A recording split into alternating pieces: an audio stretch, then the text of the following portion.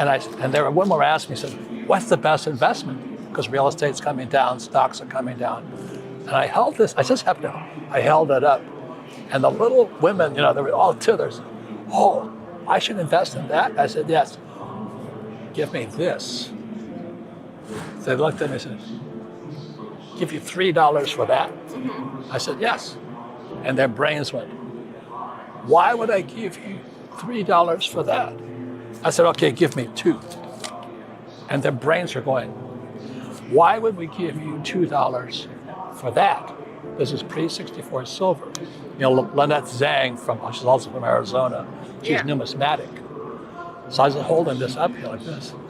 And they went, they're all a tither. They forgot to serve my coleslaw. And they said, why should we give you $2 for this? I said, because it's worth this. Robert Kiyosaki highlights the value of silver as an overlooked investment, especially pre-1964 coins, which hold intrinsic worth. He contrasts it with traditional assets, emphasizing that real value lies in tangible items, often underestimated by most.